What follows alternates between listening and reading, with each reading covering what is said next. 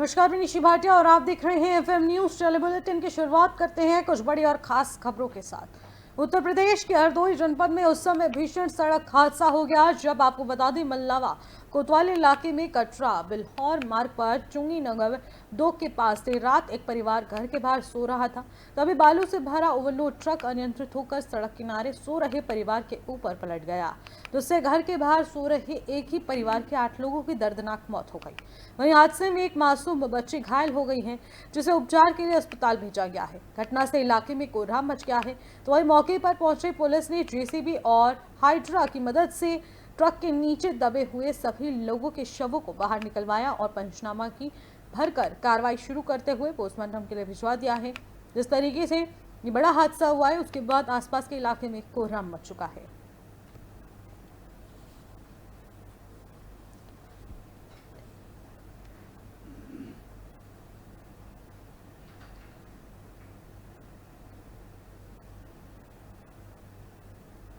तो वहीं मल्लावा थाना क्षेत्र के चुंगी नगर 2 के पास ये बड़ी घटना हुई है, जहां पर बालू का ओवरलोडेड ट्रक अनियंत्रित होकर एक ही परिवार के सदस्यों के ऊपर पलट गया और जिस तरीके से इस बड़े हादसे में 8 लोगों की दर्दनाक मौत हो गई है, तो वहीं एक बच्ची इसमें घायल बताई जा रही है, जिसको उपचार के लिए निजी अस्पताल में भर्ती कराया गया है। लेकिन ये काफ़ी बड़ा हादसा था, जहां पर ट्रक के नीचे दबने से एक ही परिवार के 8 लोगों की दर्दनाक मौत हो गई है। हरदोई में ये भीषण हादसा हुआ है, जिसके बाद आसपास के इलाके में हड़कंप मच गया। आसपास के इलाके में सो रहे लोग भी अब दहशत के माहौल में आ चुके हैं, क्योंकि ये बालू से भरा ओवरलोडेड ट्रक अनियंत्रित होकर पलट गया और एक ही परिवार के 8 सदस्यों की इस बड़ी दुर्घटना में जान चली गई है और वहीं एक बच्ची इसमें घायल बताई जा रही है। मल्लावा थाना क्षेत्र के चुंगी नगर 2 के पास की पूरी घटना बताई जा रही है, जहां पर बालू से भरा ओवरलोडेड ट्रक अचानक से अनियंत्रित होकर, आपको बता दें कि घर के बाहर सो रहे लोगों के ऊपर पलट गया, जिसमें 8 लोगों की दर्दनाक मौत हो गई है। एक बच्ची इसमें घायल बताई जा रही है।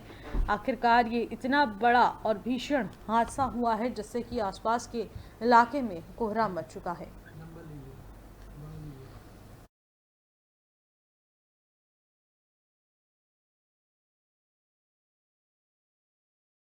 वहीं हरदोई में ये भीषण हादसा हुआ है और इसी पर अधिक जानकारी के साथ हरदोई से हमारे संवाददाता पुलकित भी हमारे साथ सीधे फोन लाइन पर जुड़ चुके हैं। पुलकित, जिस तरीके से हरदोई में एक बड़ी घटना हुई है, जिसमें मल्लावा थाना क्षेत्र की चुंगी नगर 2 के पास एक बड़ी घटना होती है, आखिरकार इस बड़ी घटना के पीछे की वजह क्या है? और जिस तरीके से बताया जा रहा है बालू से भरा ये ओवरलोडेड ट्रक था जो अनियंत्रित हो गया, आखिरकार इतनी बड़ी दुर्घटना अनियंत्रित कैसे हुआ ये ट्रक?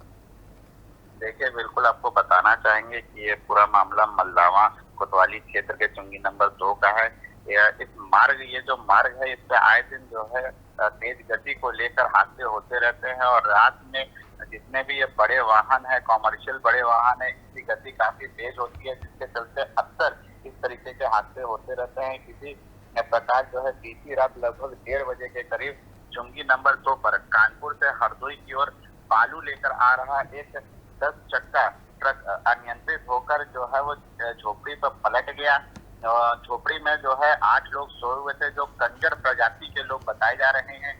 इसमें ट्रक के पलटने से सभी 8 लोग दब गए, जिसमें से दबने में से जो 4 बच्चे भी शामिल हैं। इन सभी को जो है सूचना पर पहुंची पुलिस ने सामुदायिक स्वास्थ्य केंद्र में भर्ती कराया, जहां डॉक्टरों ने 8 लोगों को मृत घोषित करार दे दिया है। आपको बताना चाहेंगे कि जब ट्रक पलटा जिसमें 8 लोग दबे हैं, इसमें एक लगभग 3 से 4 वर्षीय मासूम बच्ची भी थी जो सुरक्षित है, जिसके हाथ की हड्डी टूटी है, जिसका उपचार चल रहा है। पूरे मामले में सीएम योगी आदित्यनाथ ने भी संज्ञान लिया है और हरदोई के जिला अधिकारी को घायलों के उपचार की समुचित व्यवस्था करने के निर्देश दिए हैं। घटना की जानकारी लगते ही पुलिस अधीक्षक भी मौके पर पहुंचे। इस मामले में जो ट्रक ड्राइवर था उसको पुलिस ने हिरासत में ले लिया है। पुलिस उससे पूरी पूछताछ करने में जुटी है। बिल्कुल, और हाल फिलहाल पुलिस के द्वारा क्या कुछ प्रतिक्रिया दी गई है इस पूरे मामले को लेकर? पुलिस ने जो है मौके पर जब पहुंची पुलिस, तो उसने क्रेन की मदद से ट्रक को हटा के साइड में कराया। राहत बचाव के कार्य में पुलिस जुटी हुई है। ड्राइवर को हिरासत में लिया गया है। ड्राइवर से पूछताछ जारी है कि कहाँ से बालू लाया था, कहाँ को बालू लेके जा रहा था।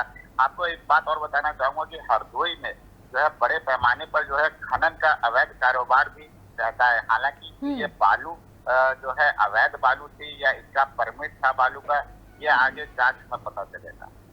बिल्कुल, जिस तरीके से आप बता रहे हैं भूमाफियाओं का भी आतंक इसमें देखने को मिलता है, जो कि खनन का इसमें कहीं ना कहीं कनेक्शन हो सकता है। हालांकि जांच के बाद ये सभी चीज़ें स्पष्ट होंगी कि आखिरकार ये खनन का ओवरलोडेड बालू का ट्रक था या फिर कुछ और। जिस तरीके से ये खबर भी सामने आ रही है, पुलिस ने अब आपने कहा है कि चालक को हिरासत में ले लिया, उससे पूछताछ की जा रही है। हाल फिलहाल पूछताछ में क्या कुछ निकल कर सामने आया है?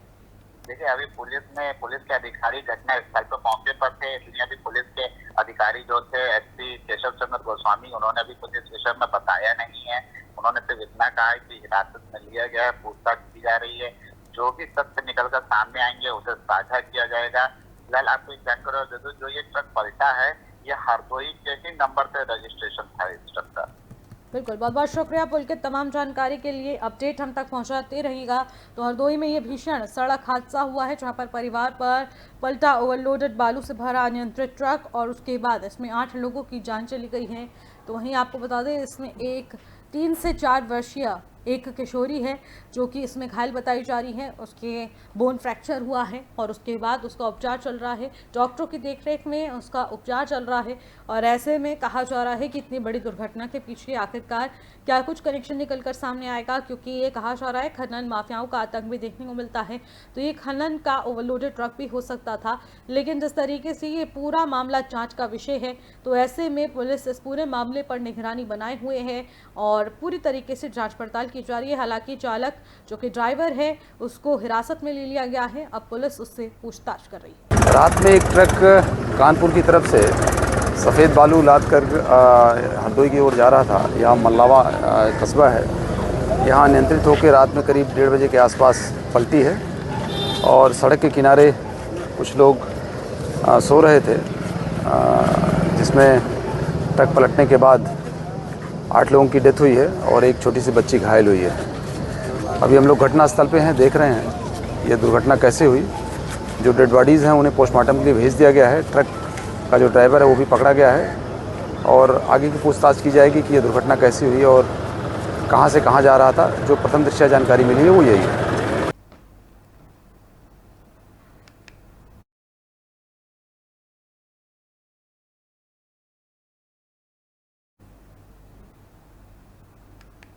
चले खबरों में आगे बढ़ती हैं। गर्मी की तीव्रता और लू का धारा दोनों मंगलवार को बढ़ा और प्रदेश के कई शहर इस लू की चपेट में आए। आपको बता दें कि पारे का चढ़ना और गिरना देखने को मिल रहा है, लेकिन अब पारा सिर्फ और सिर्फ चढ़ा ही जा रहा है। सर्वाधिक प्रभावित रहे पूर्वी उत्तर प्रदेश के इलाके ही हैं और इसमें ये तापमान भी बढ़ा और लू का असर भी ज़्यादा देखा जा रहा है। बता दें कि उत्तरी तराई के इलाके, जिसमें गोरखपुर और बहराइच और प्रयागराज भी सामान्य से कुछ अधिक गर्मी वाले इलाके रहे हैं, तो वहीं बुंदेलखंड के इलाके में लू नहीं रही है। हालांकि गर्मी से कोई राहत अभी तक नहीं मिली है। दिन और रात दोनों में पारा चढ़ रहा है और लोग गर्मी से बेहाल हैं। बता दें कि आंचलिक मौसम विज्ञान केंद्र के वरिष्ठ मौसम वैज्ञानिक अतुल कुमार ने बता दें कि मौसम दशा जिस तरीके से देखने को मिल रहा है कि मौसम में पूरी तरीके से बदलाव है, लू किस तरीके से लोगों की परेशानियों का पूरी तरीके से एक वजह के रूप में बाहर निकलकर सामने आ रही हैं और साफ तौर पर देखा जा रहा है, जहां पर अतुल कुमार सिंह ने और साथ ही साथ मोहम्मद दानिश के मुताबिक ये कहा जा रहा है कि अगले 4-5 दिन तक फिलहाल ऐसे ही हालात बने रहने वाले हैं। मौसम वैज्ञानिक अतुल कुमार सिंह के मुताबिक रातें भी खूब गर्म रहेंगी।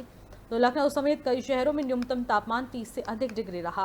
कानपुर में रात का पारा बता दें कि 34.9 डिग्री सेल्सियस रहा। झांसी में 32.4, तो लखनऊ में 31, बाराबंकी में 30, हरदोई में 31, खीरी में 30, बलिया में 30, प्रयागराज में 31.8, शाहजहांपुर में 30.2, इटावा में 30, आगरा में 31.5 और अलीगढ़ में 31.4 डिग्री सेल्सियस तापमान दर्ज किया गया है। ये न्यूनतम तापमान है। तो वहीं अब दिन में अगर पारे की बात की जाए तो हीट वेव का असर लोगों की ज़िंदगी पर पड़ता हुआ नज़र आ रहा है। लोगों की तबीयत भी काफ़ी हद तक इसमें बिगड़ती हुई नज़र आ रही है और इसी को लेकर मौसम विज्ञान द्वारा अलर्ट जारी किया गया है, क्योंकि कहा जा रहा है 4 से 5 दिनों तक इसी तरीके से लू चलेगी और लोगों को गर्म हवाओं का सामना करना पड़ेगा। इसलिए सभी लोग पहले से ही सतर्क रहें।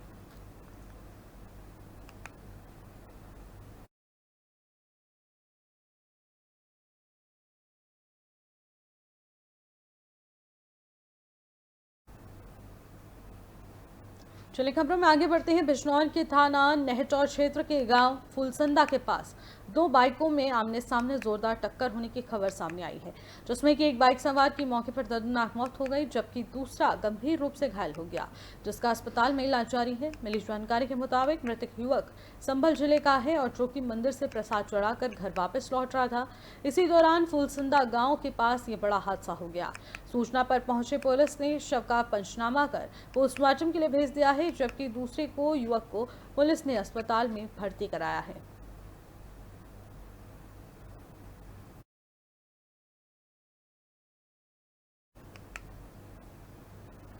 सोनभद्र में यूपीएसटीएफ और आपको बता दें रॉबर्ट्सगंज कोतवाली पुलिस ने 2 कार से 95 किलो गांजे की खेप बरामद की है। बता दें कि पन्नूगंज थाना क्षेत्र के रामगढ़ से लेकर जा रहा गांजा तस्कर नोएडा जा रहा था और दोनों वाहनों के चालक समेत 3 अंतर जनपदीय तस्कर भी इसमें गिरफ्तार किए गए हैं। इसी गिरोह के 2 सदस्यों को 4 दिन पहले मिर्जापुर से पकड़ा गया था। पूछताछ के बाद पुलिस गिरोह के अन्य सदस्यों की तलाशी में जुट गई है। मिली जानकारी के मुताबिक मुखबिर की सूचना पर एसटीएफ लखनऊ की टीम ने रॉबर्ट्सगंज कोतवाली पुलिस को साथ लेकर बता दें कि हिंदुआरी तिराहे के पास घेराबंदी की है। हरियाणा के नंबर वाली 2 वैगनार कार को भी रोक लिया गया है। तलाशी में दोनों कारों की डिक्की से प्लास्टिक की बोरी में रखा गया 95 किलो 210 ग्राम गांजा बरामद हुआ है। वहीं इस मामले में पुलिस ने बताया कि 3 गांजा तस्करों को गिरफ्तार तो कर लिया गया है। गिरोह में शामिल विजेंद्र की तलाशी लगातार जारी है। बरामद गांजे की कीमत करीब 10 लाख रुपए बताई जा रही है।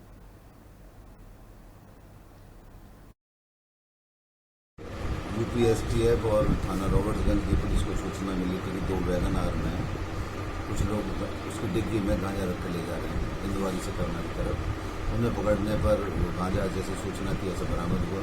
उसमें 95.2 किलो के आसपास गांजा मिला। 2 गाड़ियाँ जिनकी कीमत गांजा और गाड़ी की कीमत लगभग 22 लाख रुपये।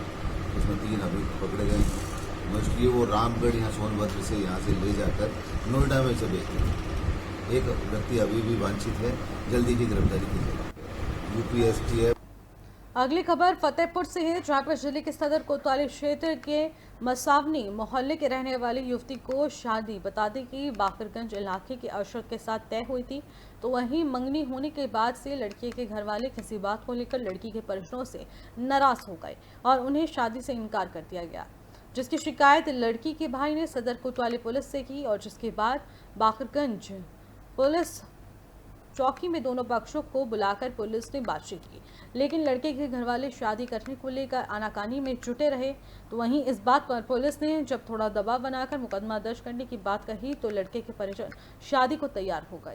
इसके बाद सदर कोतवाली पुलिस ने बता दें कि बाकरगंज चौकी के पीछे मस्जिद में लड़की और लड़की के निकाह करवाया। तो वहीं इस दौरान दोनों पक्ष के लोग मौके पर मौजूद रहे और सभी की मौजूदगी में अरशद और आफरीन की शादी हुई।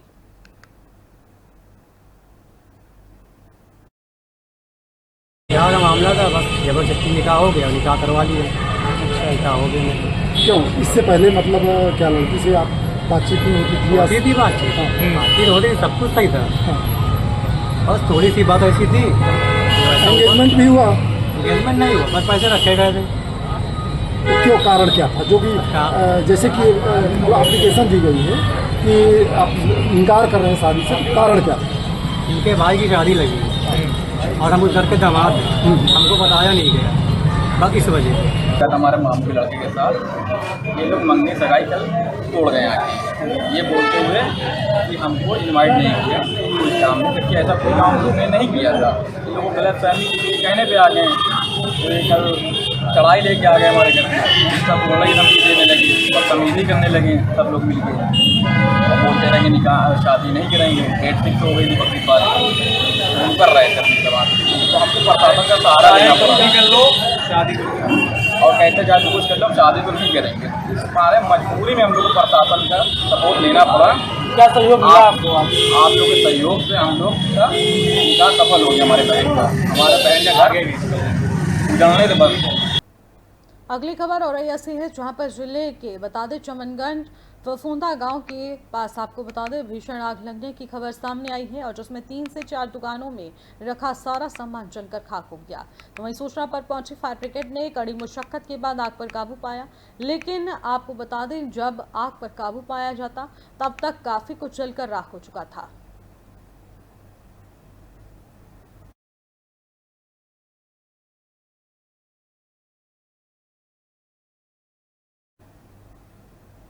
चलिए खबरों में आगे बढ़ते हैं। औरैया पुलिस अधीक्षक चारुल निगम के निर्देश में आपको बता दें औरैया सदर कोतवाली पुलिस को बड़ी सफलता हाथ लगी है, जहां पुलिस ने एक साथ 4 चोरों को गिरफ्तार किया है जो बीती 1 जून को औरैया कोतवाली क्षेत्र में एक युवक का मोबाइल छीन कर फरार हो गए थे, जिस पर पुलिस ने कार्रवाई करते हुए 4 चोरों को गिरफ्तार किया है। जिसे लेकर पुलिस ने बताया कि पकड़े गए 3 अभियुक्त कानपुर देहात जिले के हैं, जबकि चौथा अभियुक्त सदर कोतवाली क्षेत्र के कस्बा खानपुर का रहने वाला बताया जा रहा है।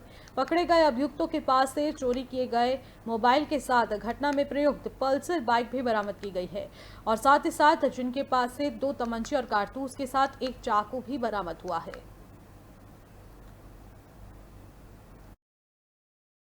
और यह कोतवाली थाना अंतर्गत दिनांक 1/6/2024 को करमपुर तिराहे के पास पल्सर मोटरसाइकिल सवारों के द्वारा एक व्यक्ति का विवो मोबाइल छीनने की घटना कारित की गई थी, जिसमें पीड़ित के तहरीर पर औरैया कोतवाली में सुसंगत धाराओं में अभियोग पंजीकृत कर लिया गया था। घटना के शीघ्र अनावरण हेतु पुलिस अधीक्षक महोदय द्वारा 2 टीमों का गठन किया गया था। टीमों के द्वारा सुरागरसी, पतारसी एवं सीसीटीवी फुटेज खंगाले जा रहे थे।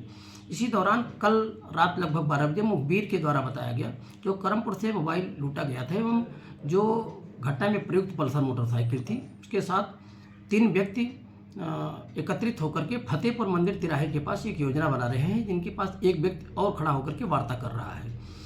टीमों के द्वारा घेराबंदी कर तत्काल चारों व्यक्तियों को हिरासत में ले लिया गया, जहां उनके पास से तलाशी के दौरान घटना में प्रयुक्त मोटरसाइकिल पल्सर एवं घटना में छीना गया विवो मोबाइल एवं उसके अतिरिक्त एक अन्य मोबाइल तथा 315 बोर के 2 तमंचे में कारतूस एवं एक चाकू बरामद किया गया।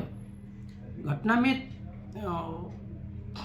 सभी लोग चारों व्यक्ति, जिसमें 3 लोग कानपुर देहात के तथा एक व्यक्ति खानपुर औरैया का रहने वाले थे। पुलिस की सख्ती के बाद भी पीलीभीत में हर्ष फायरिंग की घटनाएं रुकने का नाम नहीं ले रही हैं।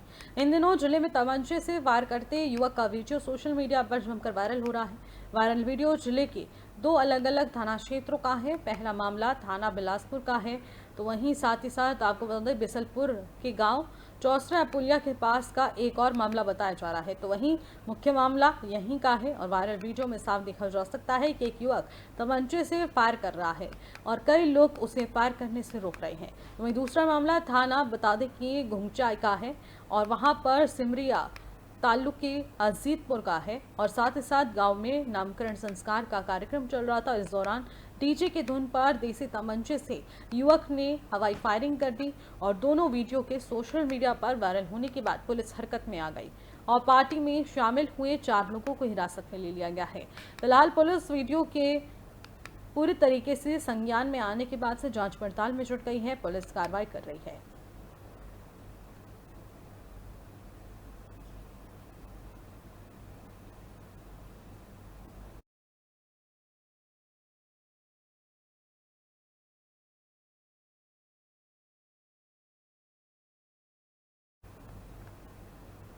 चलिए खबरों में आगे बढ़ते हैं। अगली खबर बुलंदशहर से है, जहां पर लगातार आपको बता दें ट्रांसफार्मर में आग लगने की खबर सामने आई है, जहां पर आग की वजह से कार चपेट में आ गई। आसपास के लोगों ने भागकर अपनी जान बचाई है। तो वहीं बता दें चिंगारी के बाद ट्रांसफार्मर में भीषण आग लग गई।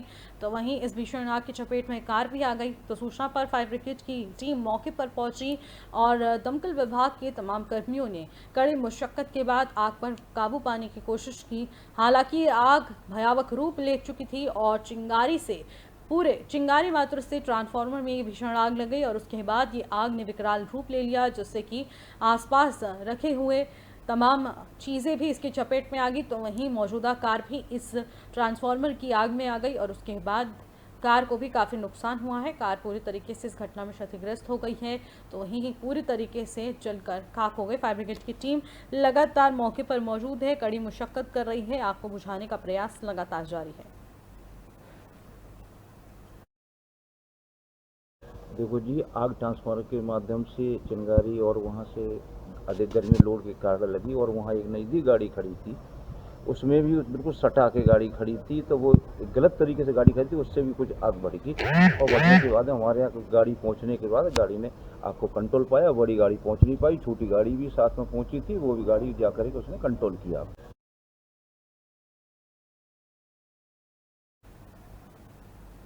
चलिए खबरों में आगे बढ़ते हैं और अगली खबर भी बुलंदशहर से सामने आ रही है, जहां पर बता दें कि सनोटा के नहर पर नहाने गए 3 युवक डूब गए हैं। ये बड़ी खबर है और इस वक्त ये बुलंदशहर से सामने आ रही है, जहां पर 2 युवकों को गोताखोरों ने बचाया है, लेकिन अभी भी एक लापता बताया जा रहा है, जिसकी तलाश लगातार जारी है। तो वहीं लापता युवक की तलाश में एनडीआरएफ की टीमें जुटी हुई हैं। लगातार गोताखोरों की मदद से तलाशी अभियान चलाया जा रहा है। नहर में डूबे हुए 4 युवकों को बचाने के लिए गोताखोर लगे हुए हैं, वहीं पुलिस प्रशासन भी मौजूद है। तो वहीं सन्नोटा की नहर पर नहाने गए 3 युवक इसमें डूब चुके हैं। तो वहीं आपको बता दें, गोताखोरों की मदद से 2 को सकुशल निकाला गया है, लेकिन जिस तरीके से बताया जा रहा है एक अभी भी लापता है, तो उसकी तलाश लगातार जारी है। तो वहीं परिजनों को जब इस पूरे मामले की सूचना दी गई तो परिजनों का रो रो कर बुरा हाल हो चुका है। तो वहीं परिजन काफ़ी ज़्यादा घबरा चुके हैं। हालांकि जो तीसरा युवक है उसके अभी भी लापता होने की खबर ही है, और क्योंकि गोताखोर लगातार प्रयास कर रहे हैं, ऐसे में कहा जा रहा है कि जल्द से जल्द उसको भी ढूंढ लिया जाएगा। लेकिन जिस तरीके से मामले की गंभीरता को लिया जा रहा है, तो अभी तीसरा युवक लापता ही बताया जा रहा है, जिसकी तलाश के लिए गोताखोर दिन रात लगे हुए हैं। और ऐसे में परिजन काफ़ी ज़्यादा घबराए हुए हैं, परिजनों का रो रो कर बुरा हाल हो चुका है। तो वहीं पुलिस प्रशासन ने आश्वासन दिया है कि जिस तरीके से ये ऑपरेशन चल रहा है, अभियान चल रहा है, तो ऐसे में हो सकता है कि जल्द से जल्द उनकी तलाश की जाए।